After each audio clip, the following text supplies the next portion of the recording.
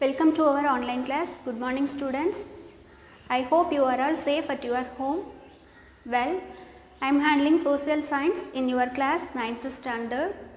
Now we are going to see geography lesson 1 lithosphere part 1 entogenetic process. Entogenetic means internal process of the earth.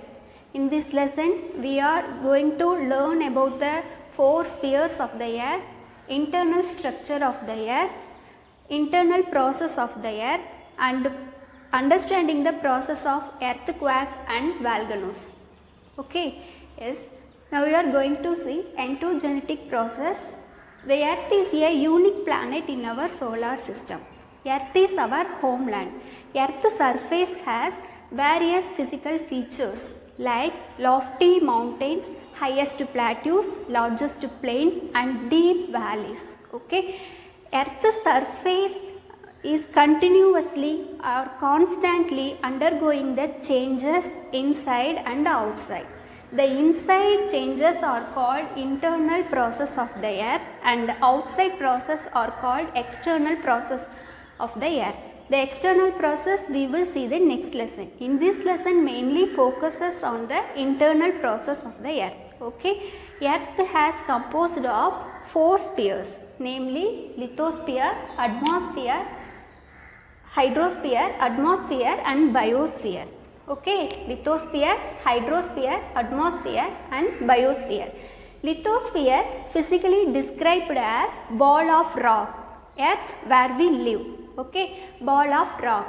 And hydrosphere, the ball of rock, that means lithosphere partly covered by water like ocean, river and lakes. This water body is called as hydrosphere. Okay, the gases envelope on the outside of the surface. The gas particles covered the surface of the earth, that is called atmosphere. Okay, so lithosphere means ball of rock and hydrosphere means partly covered by water body like an ocean, river and lakes, and gases surrounds the surface of the earth is called atmosphere. These 3 physical zones convenient to add biosphere, okay, which includes living organism, that is called biosphere. Okay, so the earth surface is vast area. Okay, vast area, it is 510 million square kilometers. It is composed of the 4 spheres, namely lithosphere, hydrosphere, atmosphere and biosphere. These lithosphere and hydrosphere atmospheres are abiotic spheres and biosphere is only a biotic sphere. It is composed and interact of the surface of the earth. Okay, yes. The structure of the earth. Structure of the earth, the outer surface where we live, that is called crust. Okay, the outer surface of the earth and interior of the earth, core, it is totally different in nature and structure. Okay, yes. Let us see how it is different. Okay, so the structure of the earth is divided into 3 layers, that is crust, mantle and core. It is look like an boiled egg. Okay, do you see the boiled egg? The upper part is covered by the egg shell and after then white layer and then yellow core. Okay, it is look like an earth's interior part. Okay, so the crust, mantle and core, it is totally different in nature and structure. Okay, yes, the uppermost layer is called crust. After that the mantle is lie between crust and core.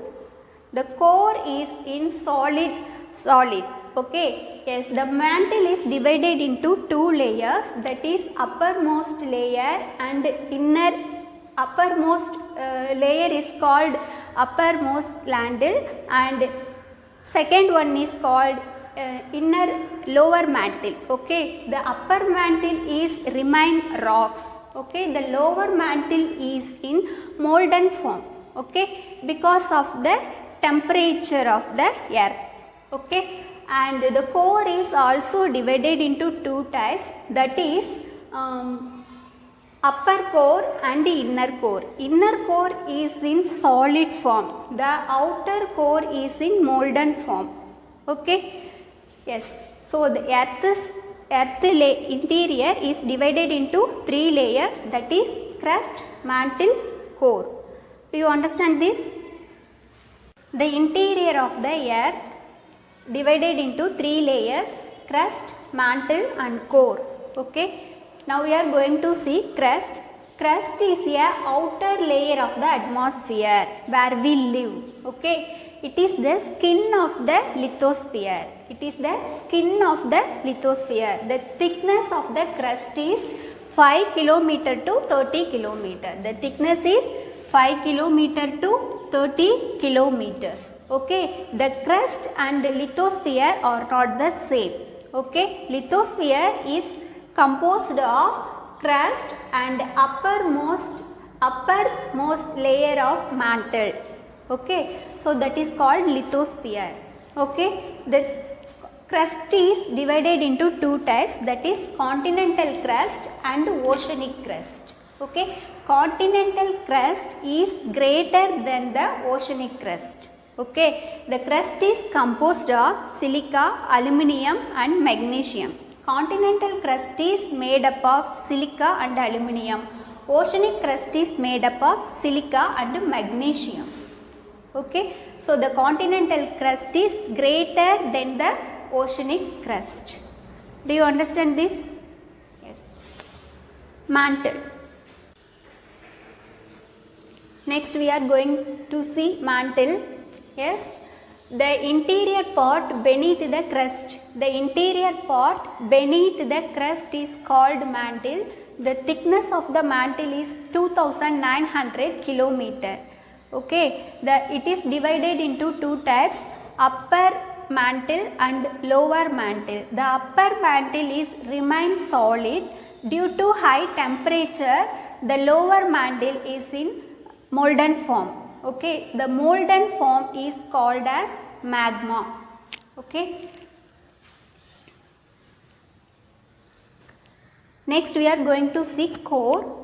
The core is innermost layer of the earth's surface. It is also a hottest layer. Okay.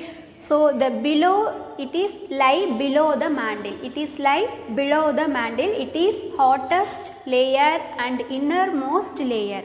Okay, the core is made up of nickel and iron. So it is called knife. Okay, the presence of large quantities of iron in the core is responsible for the gravitational force of the earth. Okay, so the core is also called solid inner core and liquid outer core, like an mantle. Okay, the inner core remains solid and outer core is in liquid form.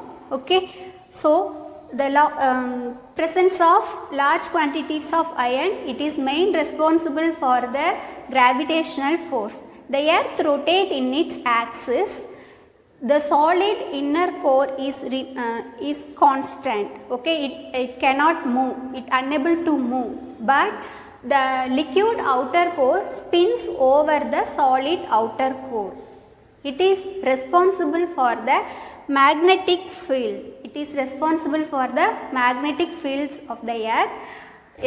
It is main reason for the functioning of magnetic compass. Okay, due to high pressure, the solid outer core unable to move.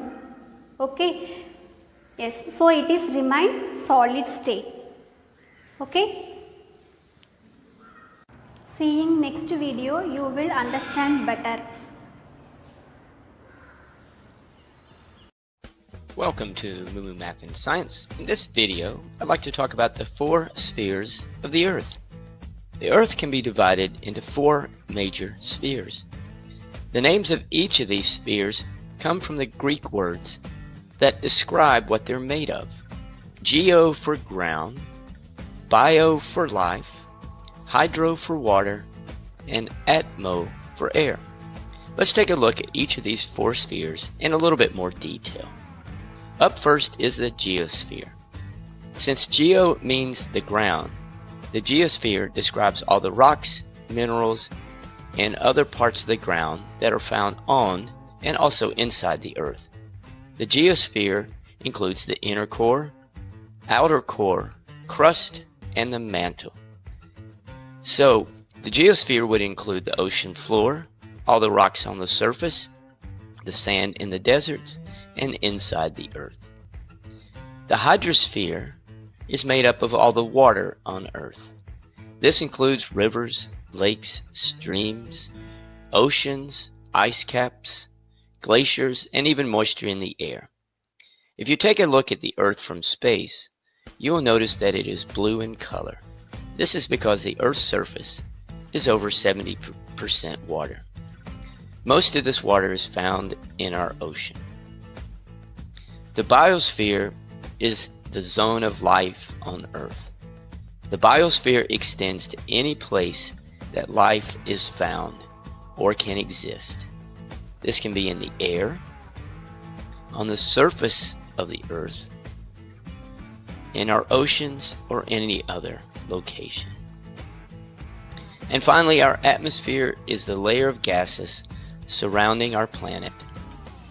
The atmosphere of the Earth is composed of nitrogen, oxygen, some argon, carbon dioxide, and some other gases in small amounts.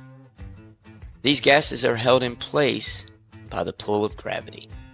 So there we go, the 4 spheres of the Earth: the geosphere, the hydrosphere, covered by rocks and water bodies. But what about the inside of the Earth? If we were to take a look at the Earth's interior, we would see that the Earth consists of 4 layers. They are the crust, the mantle, the outer core, and the inner core. The crust is the outermost layer of the Earth. It consists of various landforms like mountains, plateaus, volcanoes, etc. The crust also consists of numerous rock plates. The shifting of these plates resulted in the formation of continents. In reality, the crust of the Earth is a very thin layer. It is only 50 kilometers deep. The crust floats on top of the outer layers of the Earth. The oceanic crust is thinner than the continental crust.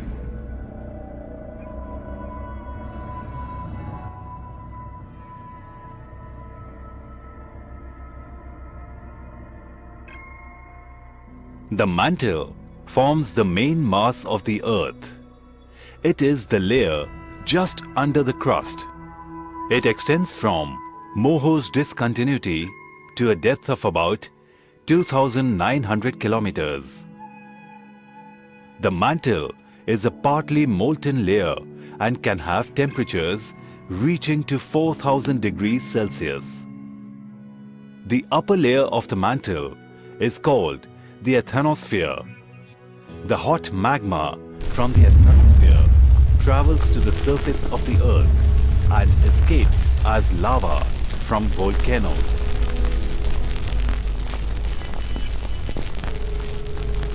In addition to the Lithosphere, there is a layer known as Lithosphere. The crust and the uppermost layer of the mantle together form the Lithosphere. While the Lithosphere has a depth of 400 kilometers, the Lithosphere extends from 10 to 200 kilometers.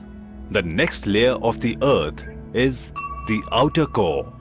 This layer is exceedingly hot. It has a temperature of about 5,000 degrees Celsius. The outer core consists mainly of liquid iron. It has a depth of 2,200 kilometers. The core mantle boundary is located at 2,900 kilometers below the surface of the Earth. We now come to the innermost layer of the Earth, the inner core. The inner core has a temperature of around 6,000 degrees Celsius. This is nearly the temperature of the Sun's surface. The inner core has a depth of 1,250 kilometers. Unlike the outer core, the inner core is in solid state. The intense pressure of the layers of the Earth ensures that the inner core remains solid in nature. Deep within the core of the Earth, there are radioactive elements such as uranium. These elements give off heat when they decay. This slows down the rate at which the Earth is cooling. But the core also has a very important function. It is responsible for the magnetic field of the Earth. The magnetic field is generated in the inner core, and the convections within the outer core result in the creation of magnetic fields. This magnetic field is what protects us from solar winds and high-energy particles of the Sun. The four layers of the Earth all have special functions. Now you know what the Earth looks like on both the inside and the outside.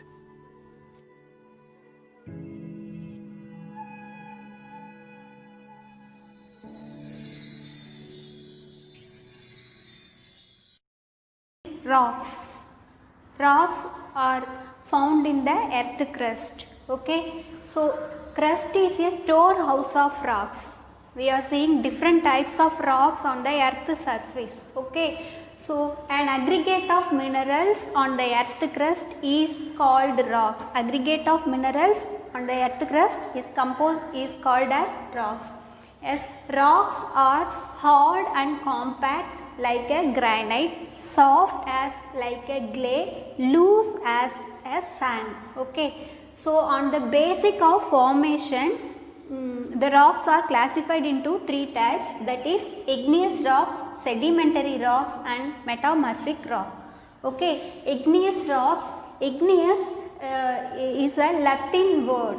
Igneous rocks, the igneous comes from the Latin word. Igneous means fire. Okay, the interior of the earth is rocks are in molten form. Already we see the mantle, lower mantle and outer core are in liquid form. The liquid rocks are called magma. Okay, so it is very hot molten material called magma. When the magma come out on the earth surface, magma reaches on the earth surface, it is referred as lava. It is referred as lava. Yes, the lava on the earth surface, it's cooled down and gets solidified and hardened. Okay, that hardened form is called as a igneous rocks. Okay, so granite and basalt are the example for the igneous rocks. Okay, the igneous rocks are also called as primary rocks or mother rocks because it is directly and indirectly formed from the other rocks. Okay, do you understand this? Okay, igneous rocks is formed from the earth's molten material magma. Okay, magma reaches on the earth surface, it is called lava. Lava gets cooled down and solidified and hardened and formed the hardened, it called a rock, that is called a igneous rock. So granite and basalt rock are the examples of the igneous rocks. Okay, then sedimentary rocks. Okay, sedimentary rocks, the word sediment is comes from Latin word. Sediment means settle. Settlement means settle. And the rivers, glaciers and winds get a bits of rocks and sand particles and deposit the layers of the rocks.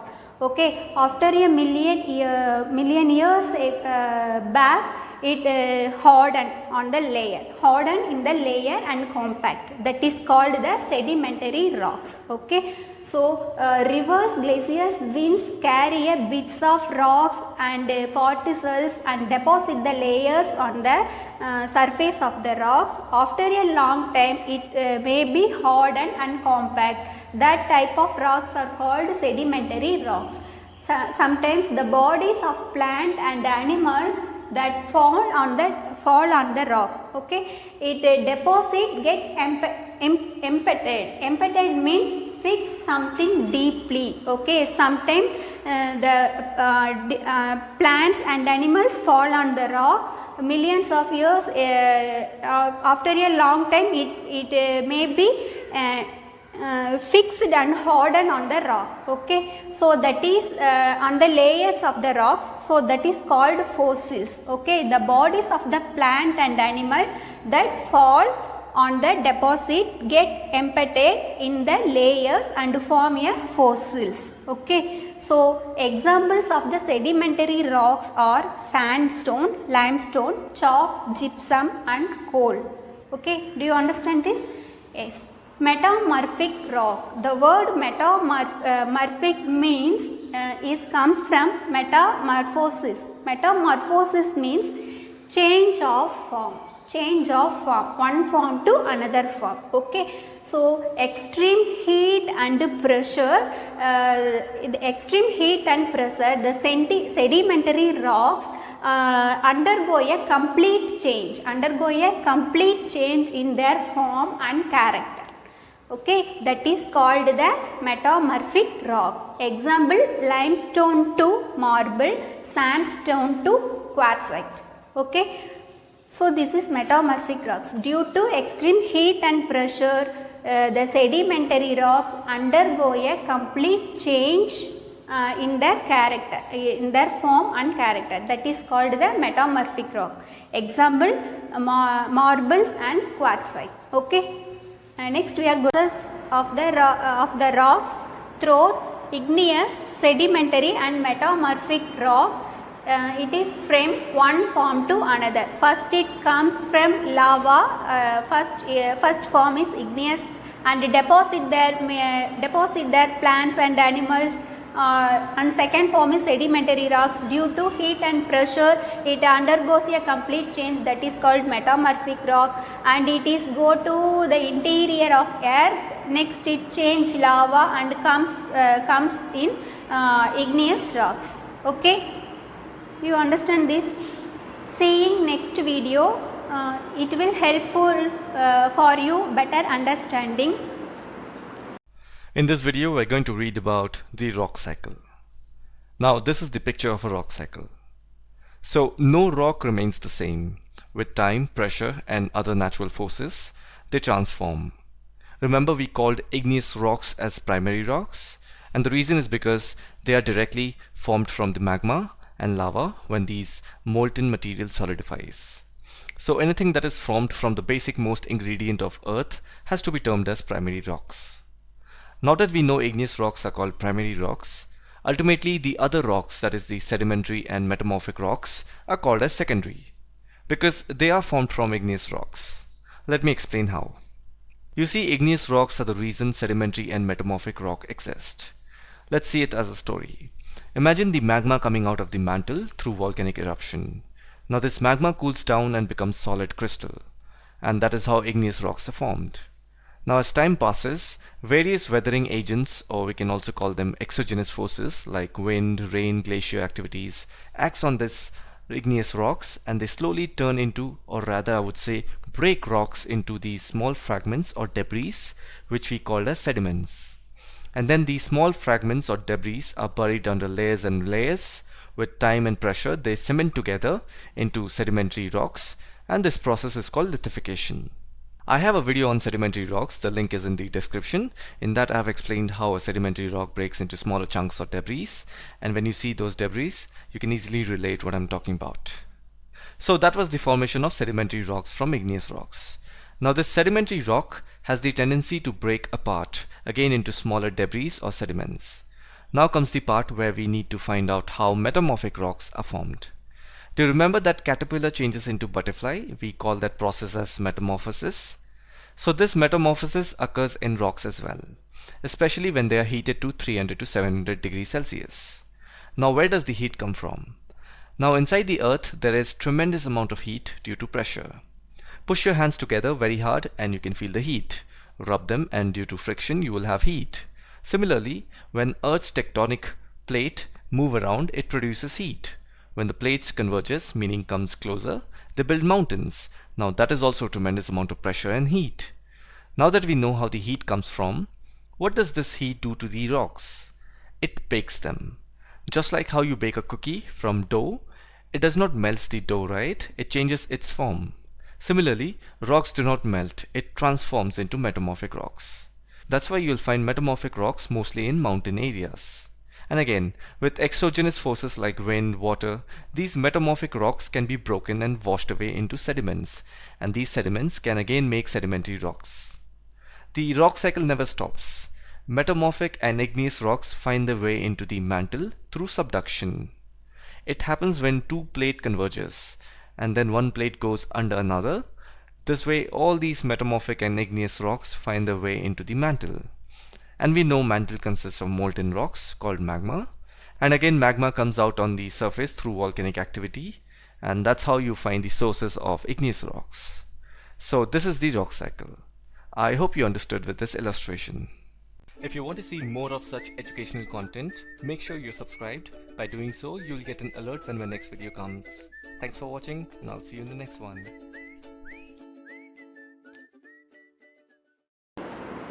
Students, click the below link. You will get your book, read the lesson and practice a new words. Thank you.